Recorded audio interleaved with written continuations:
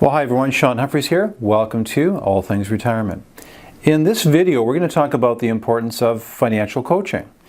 Why would you consider a financial coach or a retirement coach for your finances?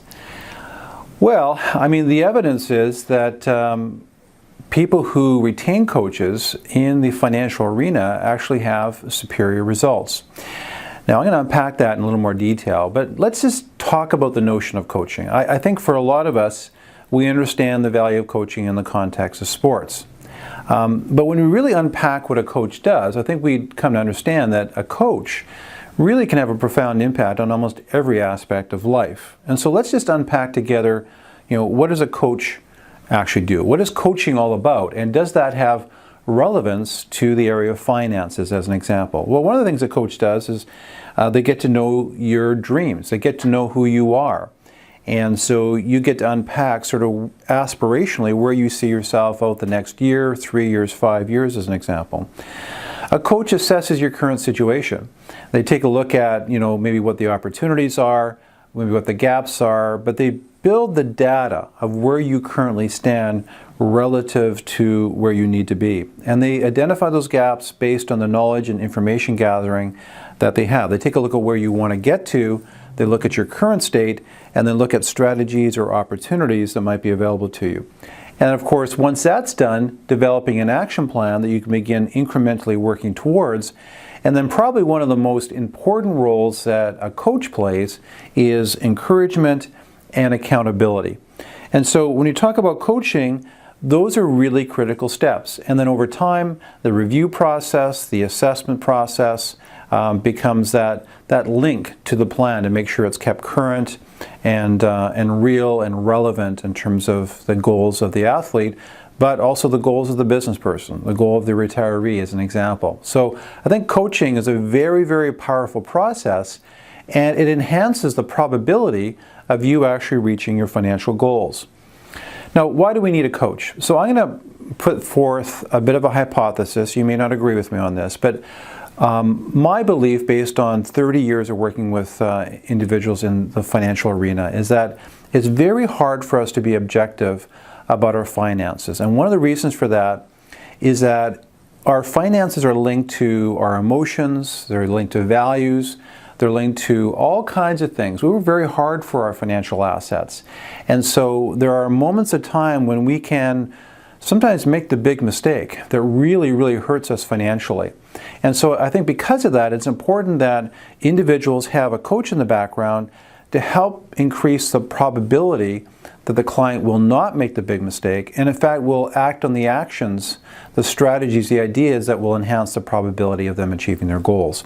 This particular chart is interesting. I think it speaks to the fact that the average investor anyway out there doesn't necessarily have the discipline to do well. This just looks at capital markets. It doesn't look at all areas of finances. But if you look at the chart, it's a 20-year period, and JP Morgan did, in the States, did the study, and from 1994 to 2013, they looked at, from left to right, all these different investment categories. So REITs, so real estate investment trusts, did 10.3% over that time period compounded.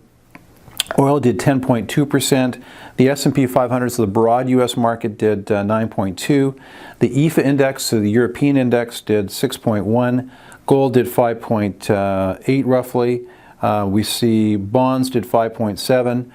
Residential real estate in the U.S. on average did 3.1. Inflation did 2.4. And the average investor who was investing in capital markets over that time did 2.5%.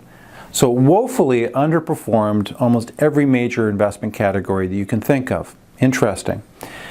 This chart kind of looks at the same thing. This is the Investment Funds Institute commissioned this chart, and they looked at returns from 1992 to 2011, and they took a look at the average stock fund return over that time period, and then they looked at the average fund investor return of stock funds over that time period. So what they found was that the average stock fund did a compound annualized return of 8.2%, and the average investor return was 3.5%. So what they define that as is basically a behavioral gap. It's the penalty that gets put upon the average investor for a lack of discipline. So why is it that these investment funds on average did quite a bit better than the experience of most investors. And one of the reasons was behavior. The reality is most people do not act with discipline. If I look specifically at capital markets, without a coach, it's very difficult for people to initiate in behaviors that might increase the probability of success. So if the market's doing really well, if we're in a bull market phase and the advisor or portfolio manager says, we should maybe pull back some of the profits, rebalance the portfolio, the natural inclination is for people who want to buy more of something that's doing really well.